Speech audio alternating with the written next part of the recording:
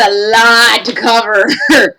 And I don't got a lot of time to cover it. I did a video game vlog yesterday, and I didn't like it, and I didn't post it. So I'm gonna cover everything that I was supposed to cover yesterday right now. So let's do this thing. Okay, so I was trying to yesterday when I was reading stuff coming out of a Tokyo Game Show, I started off with the most depressing news, and that was the talk about Metal Gear Survive. Yes, they trotted it out. Apparently this Saturday, which I will be away for this, and I'm going to come to this party super damn late, but they're going to be bringing like a gameplay trailer for it together at Tokyo Game Show this coming Saturday at like Eastern Standard Time. It's going to be 3 o'clock in the morning on Konami's YouTube page. They're going to have a live stream of their press conference. Basically, what the article had said yesterday was Metal Gear Survive takes place after whatever went down in MGS5 and Survive 5. I see what you did there, but it's stupid. But it takes place right after that, and like the military sands, whatever it was called, frontier, I think it was called. It gets sucked into a wormhole, and like that's why and it gets sucked into like an alternate dimension or timeline, and they have to fight and survive zombies and whatever. I don't know what Konami's trying to do. Like, why are you trying to turn your cute little military soap opera into, like, The Walking Dead? Like, there are already Walking Dead games that are kind of interesting, because I watched my husband play them, and he's done live streams on my YouTube with them, but, like, that's not Metal Gear. Metal Gear is a soap opera where people are going through problems and, like, I don't know, but it's not about fucking zombies and shit in alternate dimensions and time. Oh, Konami, please just stop, regroup. It might be good. I don't know. And on the face of it, it would be my cup of tea, but I'm just kind of at a loss of what to do with it, what to say about it. It's just I don't know. It's just, it was sad. It was real sad, and I don't even know what to tell you. It was sad, and it made us all sad. We'll see what it's gonna say on Saturday, but I don't know. Don't expect nothing like. I expect there's gonna be a lot of people screaming and like wanting to stab, because my best friend likes to remind me that fuck Konami hashtag is trending strong. So whatever. Real quick, of course I didn't see anything about Days Gone. Keeping with the Konami theme, sort of, Kojima was talking about what Eat Standing, because I told y'all that's what I'm going to call Death Stranding from now on, is Eat Standing. That Eat Standing was going to be open world, and it was going to be co-op. Something about, hold on, I have this, hang on, let me look at these. No.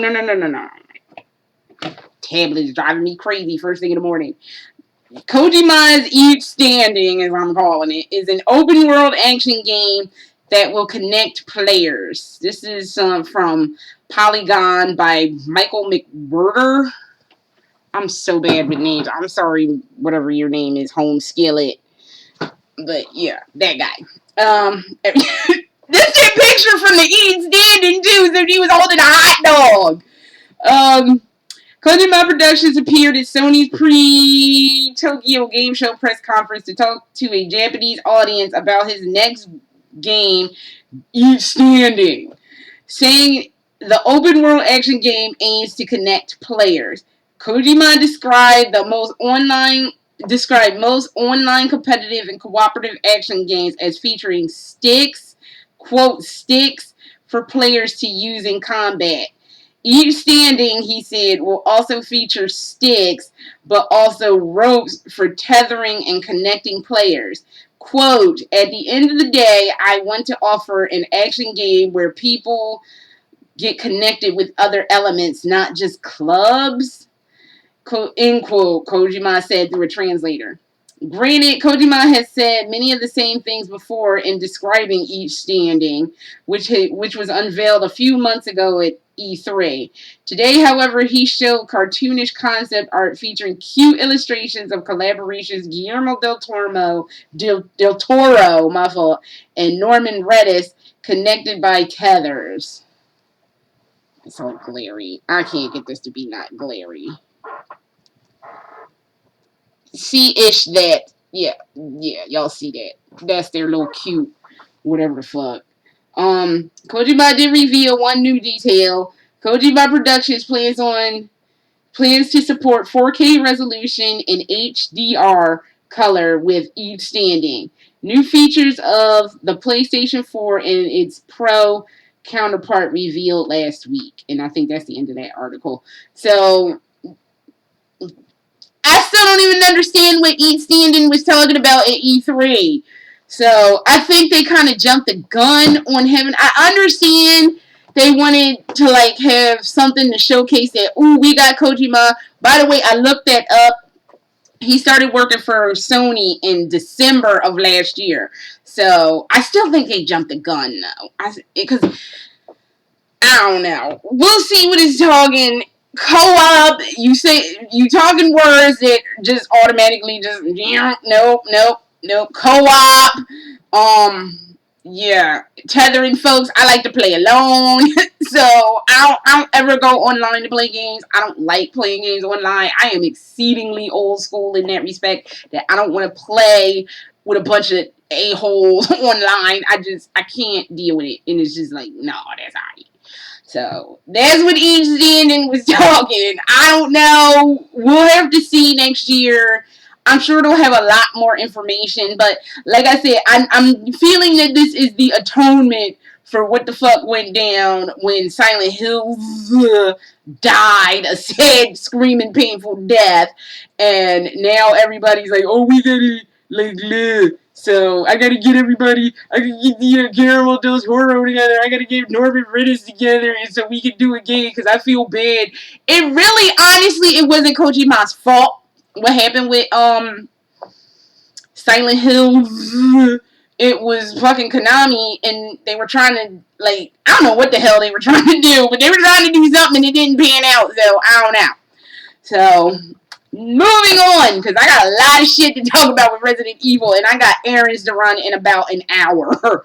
So, I found some game, dumb luck into some game called Little Nightmares. It's by the people that did Little Big Planet. And Little Big Planet, I have played Little Big Planet. I'm not especially, like, a huge fan of Little Big Planet. Because, I don't know, it was cute, but it wasn't something where I was like, ooh. My mom got it for me for a Christmas present one year. And I was like, oh, this is kind of cute, okay. And I played it a little bit, and my little sack boy ran around. But it just did not hold my interest. And, God, I'm sorry I'm fiddling with my hair, but it's kind of a mess today. But, yeah, so I was just kind of like, with it. But I did have a fine appreciation of the game because it is kind of cute. So the people who are working on that are working on some game called Little Nightmares. And let me read you this article via Polygon by Philip Kohler. And it says, watch 8 minutes of one of the creepiest platforms ever. I watched the demo, the little gameplay demo. It was kind of like a cutesy version of kind of like that first part of the Evil Within where you had to like run from that chainsaw dude. You're kind of like a cute version of that, but he didn't have a chainsaw. He had a meat cleaver. The guy in this little Nightmares game had a meat cleaver and was trying to hack up this little person in like it looked like a yellow raincoat. So it was kind of intense, but it was cool and interesting. So let's read this. We first got a chance to check out Little Nightmares when it was showed off at Gamescom earlier this year, last month. A new platformer from Terrius Studios, a Swedish developer known primarily for much more cutesy fare, such as work on Sony's Little Big Planet series. With Little Nightmares, Terracer, I'm sure I'm pronouncing that wrong, is headed in a much darker direction. And so far, we've been impressed by what we've seen. This game uses simple, physics-based puzzles, not unlike the kind seen in Limbo. Oh, God, that game. I still can't finish that game. It was a good game. I have like some YouTube be playing it, screaming and like dying ugly, but it was a good game, but it fucked me up and I'm stuck on it somewhere. However, but it places them within a unique, most claymation-esque art style. That's kind of true. Most notably, it employs this supremely chill-inducing camera that slightly follows you from room to room, swaying ever so slightly, shifting slowly to look at nearby points of interest. Like great camera work in classic horror films, it gives the sense of being watched, as though through a camera that is actually some unseen and potentially malevolent force, rather than a viewpoint that you as a gamer control. Interesting. I didn't even think about that when I was watching. I was just kind of like, this is creepy as hell. Rather than trying to convince you how cool it is, we suggest check out the full 8-minute demo from Tokyo Game Show above. Little Nightmares will be released on Xbox One, PlayStation 4, and PC in the spring of 2017. We'll be bringing you more footage and bleh. That was the end of that article. Basically, we have more stuff from E3. I mean, not E3, Tokyo Game Show. Watch that trailer. I'll put a link in the description. It is amazing. So I will have to keep my eyes peeled for that. I want like a couple of horror people that I watch do Let's Plays. I would like them to do that one because it is cool. I can't play it because it got that horror element, and I'm gonna be having a panic attack. So, but it just seems kind of cool. So go check that one out. That looks like that's some stuff to be checking out. And lastly, now, go away. Resident Evil 7. Okay, so there's a new trailer out, and I will have a link in the description for that. I'm sure everybody and their mother has watched this twice now, because I've watched it twice already.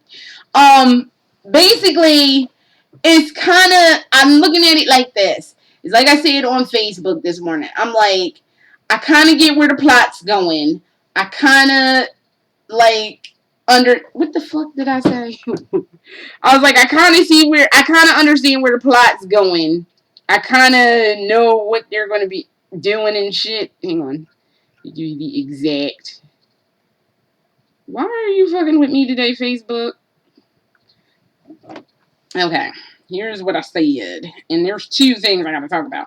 I think I have the plot figured out. I'm still not sold on the first person thing, and I don't know if it has me completely won over, but at least Capcom is making a really good solid effort, and not just phoning it in like they usually do. And that's kind of where I am with it. Like, basically, the plot is kind of like Resident Evil meets Silent Hill meets The Hills Have Eyes. So I'm calling it Resident Hill Eyes because that's basically what it's talking. So in this trailer that you will see or have seen, you see that welcome to the family asshole. And all the welcome to the family assholes in that family, they're called the Bakers. Yesterday, because I am confirmed one of their ambassadors, their Resident Evil ambassadors. Fuck the card, because you get a card. I want a sash. So, but I'm not getting a Resident Evil ambassador sash, but that would be awesome. However, you got this picture, and it was the Jack Baker, Marguerite sitting at a table, and what I found out later was their son Lucas, because at first I thought it was the Ethan dude, but no, it's their son Lucas with a bottle running, I guess with a bottle of hot sauce. I don't know what the hell. And the other picture they give you was a picture of the attic. And yeah, so because I guess now you're going to be able to, I have to have my husband play this demo probably tonight so we can figure out, so he can get that axe. I need that axe. That axe is probably going to come in real fucking handy because there's a new demo. I don't know where the fuck the demo is. I tried to look because I went on via Facebook. I went on the Capcom Unity site, and it was all in Japanese, which I can't read Japanese for a shit. And it sent me to the PlayStation Store, and it says Resident Evil 7 Biohazard, or if you're in Japan, Biohazard 7 Resident Evil.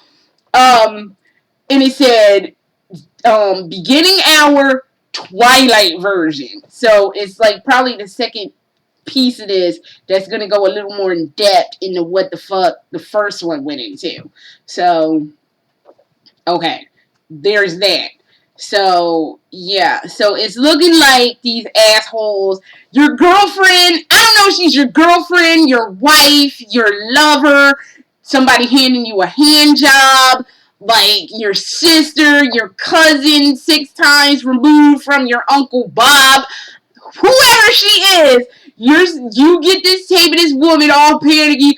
If you get this, I don't even know. Don't come here because you're going to end up fucked up. So, of course, okay, I might end up fucked up. I'm not going to call the cops. I'm just going to go run off and go get all fucked up. So, I guess you go to this fucked up place looking for your girlfriend, wife, hand job chick, and, like, I don't know, you can't find her, and then you come in contact with the bakers, who I'm sure are infected with what we had, the C, the G, the T. We had a V, but it was Veronica. So, Z virus, I don't even know. So I'm sure they're infected with some shit, and they're all fucked up, and whatever's. And I'm sure this has to do with the reason why they kind of shoehorned that god awful Umbrella Corps. The Umbrella Corps, for as rocky and questionable as it was literally, I think, done to shoehorn Wesker back into the mix. So I'm sure at some point it's going to come out that Wesker wasn't really dead. It was kind of like they implanted somebody else's personality, because that was what they were talking in Resident Evil Revelations 2, where you could implant somebody's personality digitally into somebody else. So I'm sure they're going to say, well, that really wasn't Wesker. That was somebody they implanted digitally with Wesker's mental problems. So I'm assuming somebody is fucking with these people, infecting them with shit. They've gone off the deep end, and now they're watching them to see what they do when they encounter another person. That's what I'm thinking the plot is. I'm okay with that plot. I still am kind of like, I don't know about this whole first person. But I do, again, applaud Capcom for taking a risk, going outside their comfort zone. Because that was a lot for them to pull, and we salute them for it. So go check out their trailer. It's going to be in VR. They're talking. They were also like, there's not going to be microtransactions, which a lot of people's like, thank God. Which means they're not going to. If you were an idiot like me and didn't understand what a microtransaction was, basically they're not going to have a bunch of DLCs that you got to pay for after the fact. I am kind of on the fence about that. While in theory, I love the shit out of DLCs. I agree. I don't think it's right to make people pay extra for extra shit. Personally, I feel if you're gonna pay extra for extra stuff, you should not only get whatever the fuck the DLC is talking, you should get a physical item, like a poster, like one of them fucking mugs I bought, a goddamn t-shirt, and don't tell me y'all ain't got these things, Capcom, because I've been to Japan, I bought your shit, I have a Resident Evil fucking jacket, why you can't send that over to the United States, I don't even fucking know, but yes. These are things that you could be handing out to people if they buy the DLC. Nothing like as big as a jacket or a t-shirt, but like maybe like a poster or something. Something like extra that's nice, that's cheap, that you can just crank out. That would be nice. That would be probably worth the cost of a DLC. But nobody wants to do that. It's like, oh no, pay extra for this shit that we could have put in the game that we should have put in the game, and we're like, fuck you. We're gonna nickel and dime you to death right in your ass. Like, no thank you. So, while I agree with that, there was another article I read, however, that said something to the effect that while it wasn't going to have microtransactions, It did have like a yeah, no microtransactions. It fuck, and of course I don't have that article. It did have like a deluxe edition you could purchase for it was $70. It was $70 fucking yesterday when I saw it on the PlayStation Store. Goddamn yesterday. I woke up today. The bitch is now $80 again, or not? Like no, 89. It was 79.99 yesterday. This morning, the shit is 89.99, and I'm just like, what the fuck? So again, if you want to be pulling some shit like that for $90, bitch, I want a fucking t-shirt and a signed poster and a mug, cause that needs to be just handed out on general principle. Cause $90 just for a fucking game is some extra shit. No, so extra shit needs to be something physical and not some bullshit that somebody just squeezed out their ass that they should have put in the fucking game to start with.